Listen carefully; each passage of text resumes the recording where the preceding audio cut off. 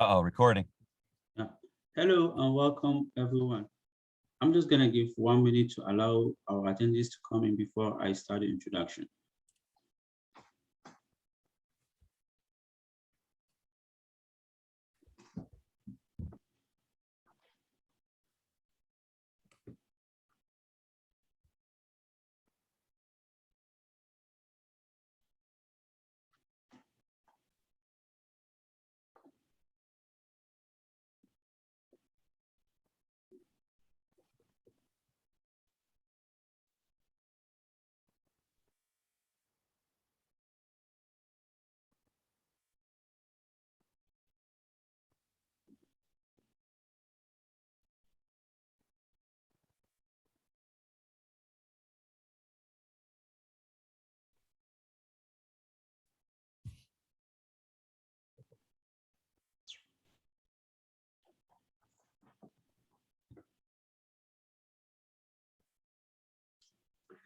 Okay.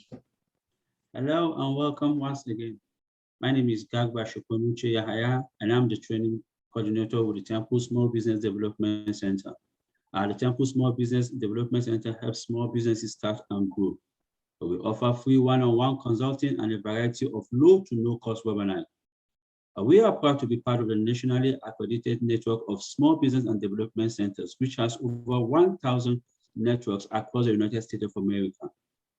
You are here this afternoon for a webinar on Introduction to Payment Processing.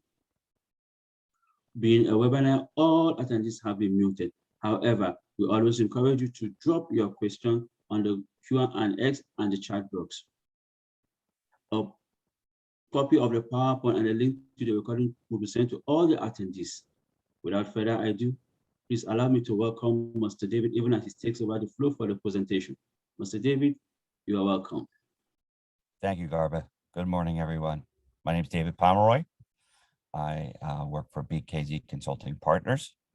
I made a connection with the SBDC, and we talked about providing this type of presentation to the folks that are just getting started in the business world, and thought that this would be a great way to introduce payment processing. What's going to happen today is there'll be a little bit of history, very brief, one slide, and then we're going to get into payment processing, credit cards specifically, and then what type of plans you should be looking for as a business owner as you try to bring payments into your business. The main objective is to allow your customers to pay when and where they want to pay. You certainly don't want to stop them from being able to pay for your services or your products. And that's kind of what this presentation is about. We do consult on those types of things, just to let you know. So again, my name is David Pomeroy, and let's get started here. So we're getting into the overview of payment processing. So the first credit card was introduced over 60 years ago.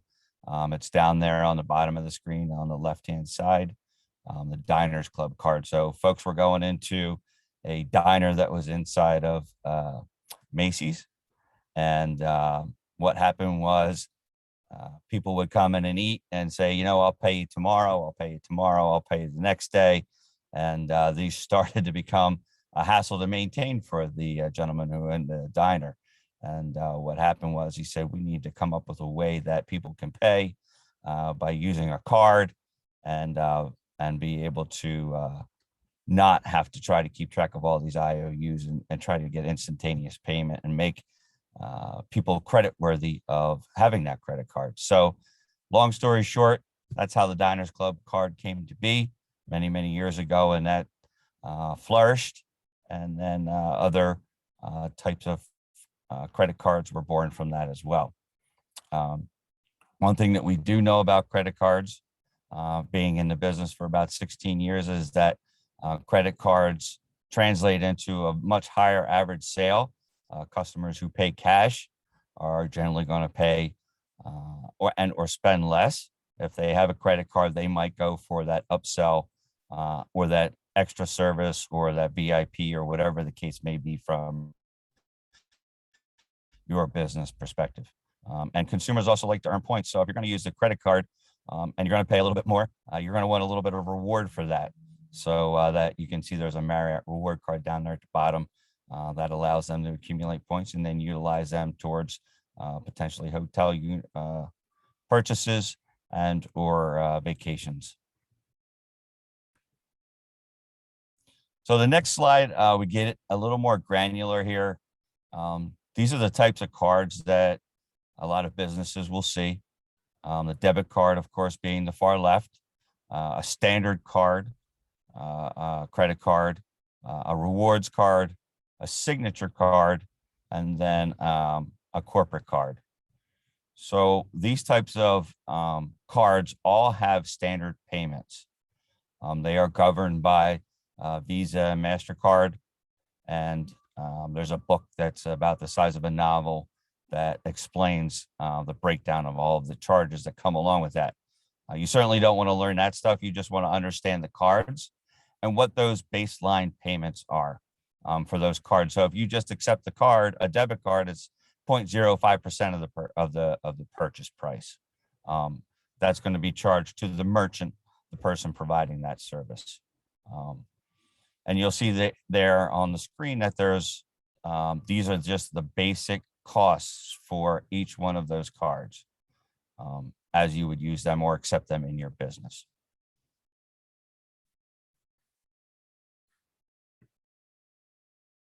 So the 5 key players that are all part of a credit card purchase are the customers, right? So the customer is going to present the card.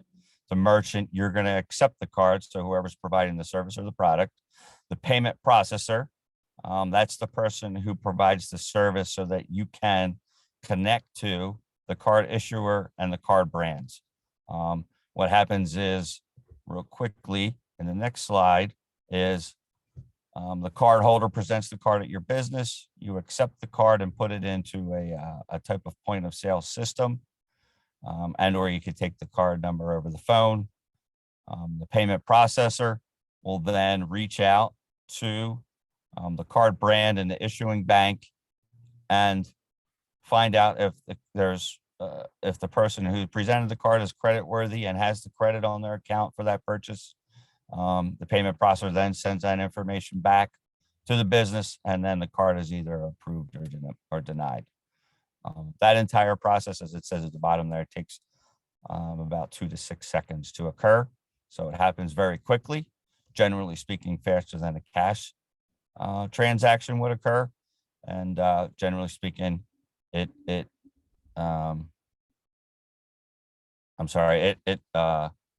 happens to be a larger average sale as well.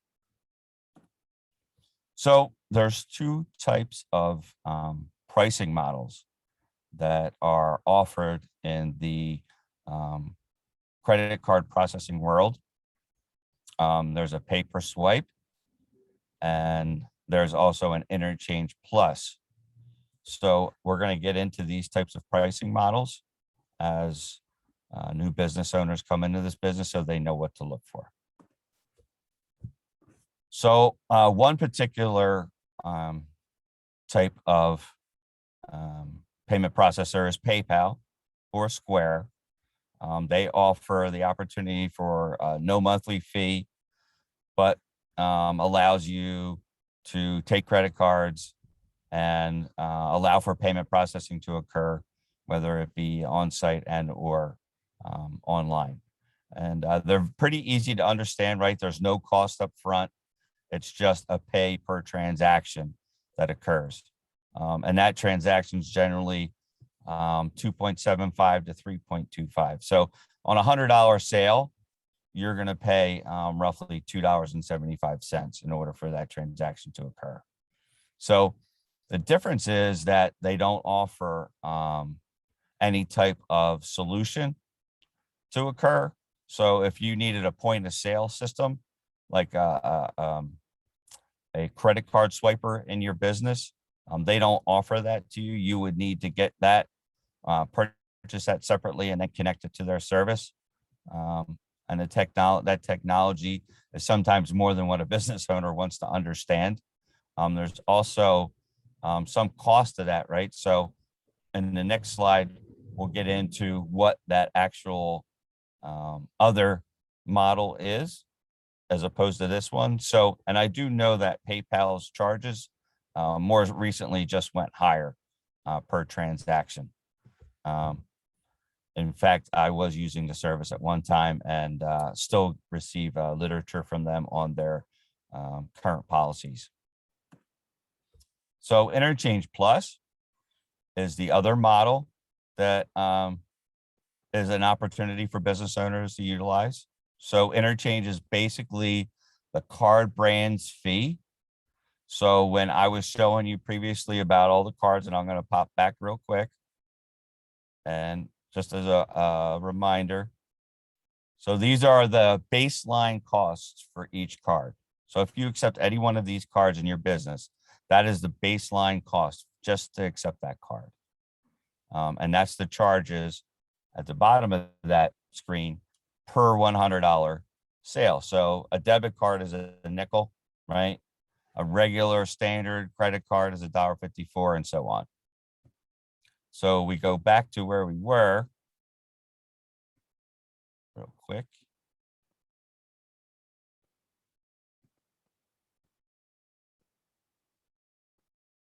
Sorry, there's a bit of a delay between when I push the button and I don't want to go past. There we are. So you see here that it's $1.69 if you were to utilize the Interchange Plus model to accept a $100 purchase through a regular. So that's the regular credit card pictured on this slide. It's $1.54 is the base charge plus 15 cents per transaction. So it's $1.69 to accept that card. So under $2 and under $1.70. If you look at a $100 purchase by using one of these online systems, it's a whole dollar more and then some. So it makes a whole lot of sense to understand this part of payment processing and kind of take that mystery out of the process so that you understand the difference in your operating costs, what you might charge for a product, what you might charge for a service if you're going to accept credit cards in your business. So hopefully that makes sense to you. Again, a lot of companies like to keep this a mystery. They certainly don't get into, if you go to PayPal's website, what the base charges are for some of these cards. So we try to get that information in front of people so that they understand that cost as it is relative to the baselines, and then you can make your adjustments to your business as necessary. Interchange Plus establishes a set percentage above card brand fees and keeps the merchant from overpaying, so to speak, what those baseline charges are for a regular credit card or to accept a credit card from within your business. So the next slide is talks to accepting credit cards. So if you have an online service and or if you're taking credit cards over the phone, it's very, very important that you take what the card brands want to see. And what I mean by want to see is it's not just a matter of taking the credit card number and the zip code. There's going to be a difference in what that charge is going to be or what the cost of that charge is going to be if you don't get all the specific information about each card and each transaction specifically. So you want to have the person's name, address, zip code, the security code number. All that information affects what the cost is going to be for that transaction to occur when you accept that credit card. So the more information, basically the more information you have, the less the cost is going to be for that specific credit card process. So you see here this particular transaction, the validation code was missing. And if it's missing, then there's an upcharge for that particular or for that particular missing information, right? So if the card's not present, if you're taking it over the phone and you don't have all the pertinent information, then that percentage is going to go up. So provide to the brands what the card brands expect to see so that you take the risk for them out of that particular transaction. And then basically there's some different types of terminals that are offered over the counter. What you're seeing right now, or what we are seeing right now, is that there are a lot of folks that use their phone and or have a card that provides a Wi-Fi type of transaction, what is called an NFC, or near field communication transaction, to occur. So you would just wave the card in front of the device, in front of the credit card machine, and it would be able to receive all the information that's on that card and perform a transaction without actually having someone else touch it or grab it or insert it into the machine. We're seeing a huge uptick in that type of transaction occurring in businesses. So a lot of companies and businesses that we offer services to have upgraded their system, so to speak, and put them into service. The next business, or the next item down below, is what's called a Bluetooth device, point of sale Bluetooth device. And basically that is connected to a telephone, and you can take cards, either swipe or dip, what you call, when they have the chip, you dip it into the machine and you can take a transaction that way.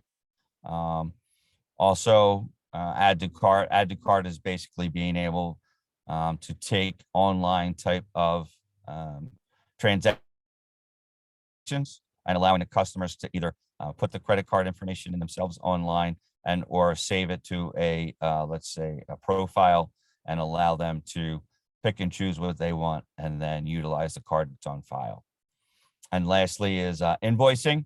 So you'll notice here that we have a lot of the information included on this particular invoice for the person to complete.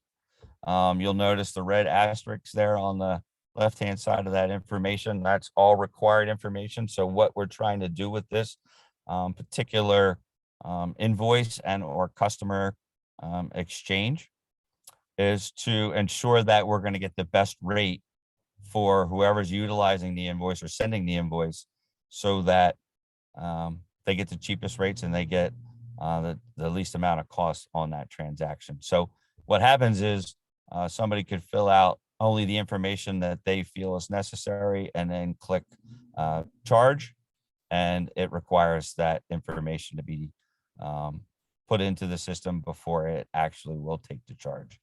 So until they do that, the transaction would not be complete. So I think that's pretty much it for me. I try to keep it basic, simple, and to the point. I like to leave a lot of time for questions because I know there's a lot of scenarios that people are looking at in order to take transactions. So I like to be able to leave some time for that conversation to occur if there are any questions. Okay, Mr. David, thank you for a wonderful presentation. I just saw, one just popped up from the Q&A. Okay, I have it on the screen there. Yeah. Can you So see it? I'll read it out loud, Garba. Okay. So it sounds like an interchange plus model is the best way to process payments. How or what is the best way to calculate when or if it is wise to convert to that model? What is suggested amount of monthly income for it to be an advised decision? That's a great question. And yes, there is a cost, generally speaking, to have the interchange plus model. Each company, so we're an independent provider. We brokerage all our deals with our own processors. So we have a baseline charge to own the account, right? To have an account. And then there's an interchange plus model that we offer. Generally speaking, we see that about $5,000 is the breaking point, to where when you're bringing in $5,000 a month, you change from a, let's say, a PayPal account where there's no charge to have account, but there is a charge to have a per transaction percentage, as opposed to a monthly fee and then an interchange plus. So that's a great question, and thank you for asking that. Hopefully that made sense. If not, please let us know. Thank you, sir. Simon also have a question. I don't know, can I take it or you also take it? I can see it. If you want me to take it, Garba, no problem there. Yeah, sure. Oh, here comes a whole bunch. So Yeah. what is the best way to update the comparative cost of each type of card on an ongoing basis? Right. So MasterCard and Visa, there is books out there that provide the costs on an ongoing basis. Um, we use Digital Processing Life, I think is the name of the actual website. If you want to look that up, that has information on there. And in fact, the beginning of 2019, there was talks about the baseline costs to go up, and then they backed out of it because of the pandemic. So, and I don't see any on the horizon. There doesn't seem to be even any communication or conversation around the new costs for each one of those cards. So I don't think anything's going to happen in the near future for that. So I'm looking to open a private life coaching practice. Life coaching is similar to counseling. I've been thinking using Square as my payment. Eventually, my max caseload would be 30 clients. Does Square make sense, or are the better options to consider? QuickBooks seem to expensive for startup and the size of my caseload. Right. So I know that QuickBooks has payments integrated into it. And yes, we have customers that have QuickBooks that utilize our service, or utilize other type means of payment. So I would say, based on a 30 case load, I don't know what you're charging for your service. You want your customers to be able to pay from wherever they are or whenever they can, right? So having multiple opportunities like a payment link on your website, or being able to take it over the phone, or being able to have a URL in your signature line, which is possible, is another opportunity for you. So from a life coaching practice perspective, I would think that would be near and far. So you're going to be face to face, you're going to be over the phone. There's multiple ways that you could potentially take payment. I think you would want to have somebody who has a broad opportunity for you to take payment. Hopefully that answers your question. Could we quickly review Apple Pay as an example? So Apple Pay, yes, Apple Pay is basically a non-touch or a how should you say, touchless type of payment process. So Apple Pay as a whole is its own animal, right? And they offer that service through Apple Pay. I do know that independent providers can provide the exact same service. Basically, what that means is there's a network that connects to a system you may be using that allows you to take payments, and multiple providers can provide through that network of services. So I'm going to mention authorize.net is one of those providers. NMI is another one. They're open to allow multiple services to provide payment through that network. And that allows you to get comparative or competitive analysis on costs that companies may offer. Hopefully that makes sense for that particular person, because that one was pretty broad. Okay, that's pretty good. Before we move to the chat box, because I can see like 6 questions on the chat box, I'm just gonna be posting a 30-second survey about today's webinar. You know, remember your feedback. We truly cherish your feedback, even as it helps us improving and providing our services to you at a no cost. So kindly take your time and help us to fill out the 30 seconds survey about today's webinar, please. Okay, Mr. David, I think we can move to the chat box where we have like 6 different questions there. I don't know if you can see it. I can't right now. You can? I cannot right now. Okay. I can't see the questions. So Yeah. should I stop sharing my screen and maybe that would help? Oh, yeah. Okay, let's see.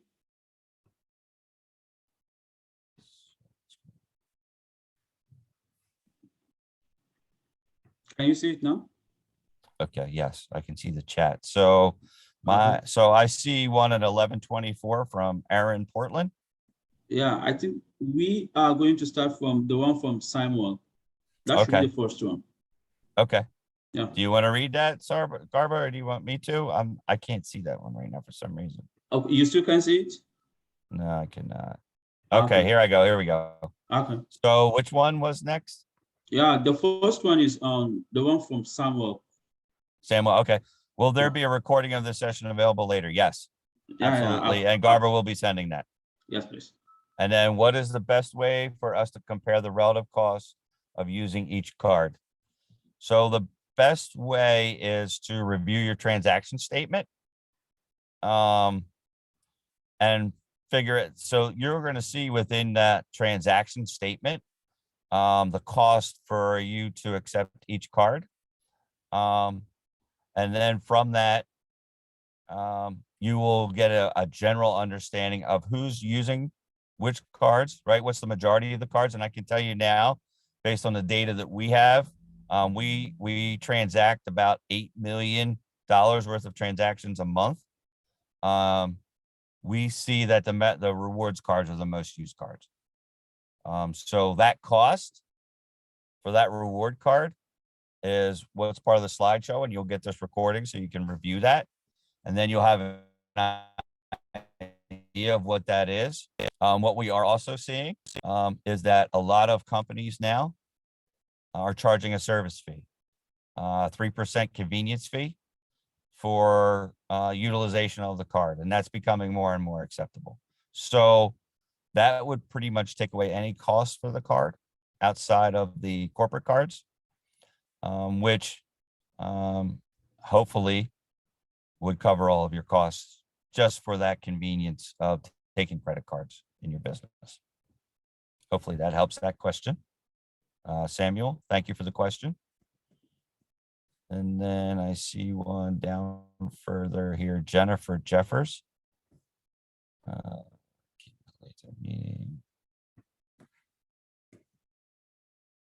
I have processed all of my website sales, including over the phone payments via PayPal. Can you tell me how they're fixed?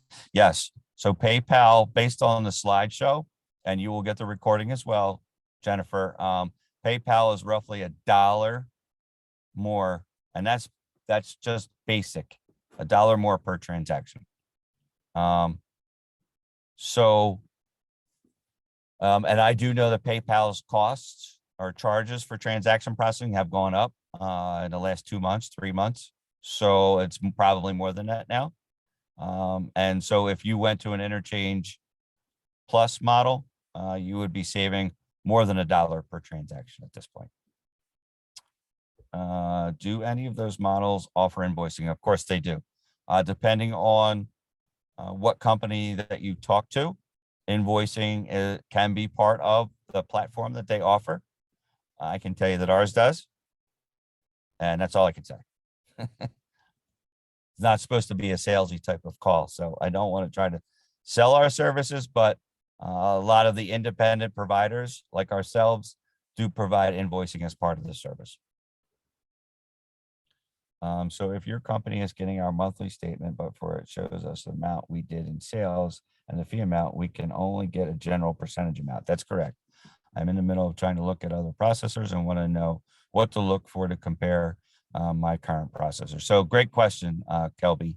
And to answer your question directly, we do provide a competitive analysis, and that's a great thing to do, right? To go out and find out what services are offered through these companies. So if you have specific or customized, what we might call boutique style payment processing that's occurring, where you're getting payments from multiple different types of transactions. So online, in person, you send an email to somebody and they are charged for your services or products. You definitely want to make sure that first that they offer the type of payment processing that you want to occur, and then secondarily what their total costs are. So basically, it would be a transaction cost against your total costs, right? And then you get a percentage of that amount. what we offer as a company, and I don't know if everybody does, is just a competitive analysis. So we take your statements, we look at what types of transactions have occurred, and what I talked about during the slideshow is what information are you receiving from your customers so that you are getting the best costs, and what does that mean to your overall costs, and how can that save you money? So when you're talking to different processors, they should be getting that granular with you. Hope that helps. What was the website you said about the card costs? I believe that the card costs are digital transaction processing. I think so. I can certainly follow up on that one, and make sure that I get the right web information to you guys. I'm sorry, it's not part of the presentation. My business. So there's a question here from Aaron Portland. My business helps nonprofits. I offer a flat rate grant research package that can be purchased online by clients. I have no idea what type of payment processing system to explore for this purpose. Any recommendations? So I think I hit on this one on the last question, is that you want to have somebody be able to offer you online processing, that depending on what type of costs are you're incurring, or what your monthly transaction rates are, can provide a good service based on that. And what do I mean by that is PayPal offers free account, but they charge a higher percentage. Interchange Plus is, the baseline cost, but there might be a charge to have an account. So you have to weigh those costs and figure out which one suits your business better. And then from that, are they going to offer you an online type of opportunities to provide that payment processing? So CBD and herbal type of companies, yes. I will tell you that they are still considered high risk companies.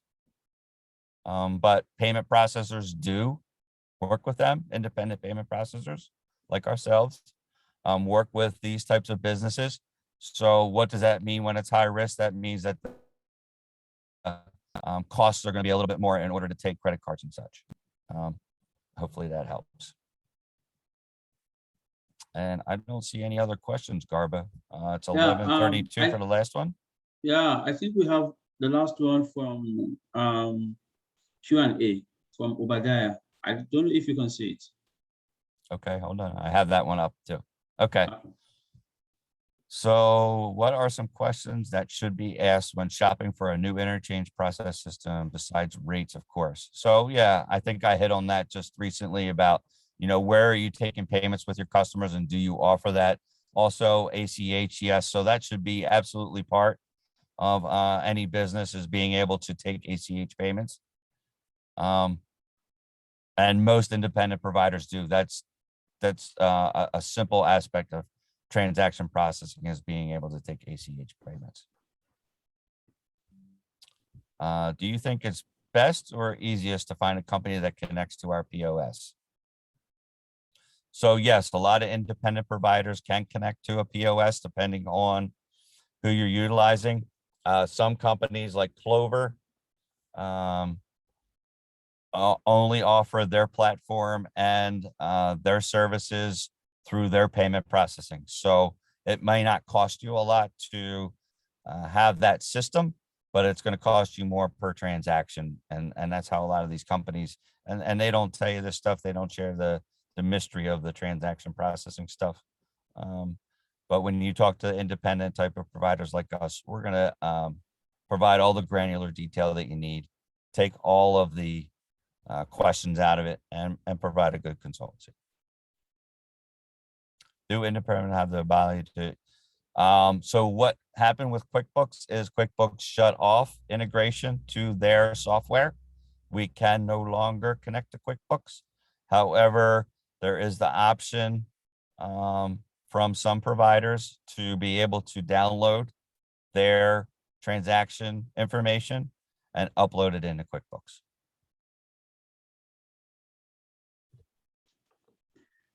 Okay, I think for now, we don't have any questions at hand.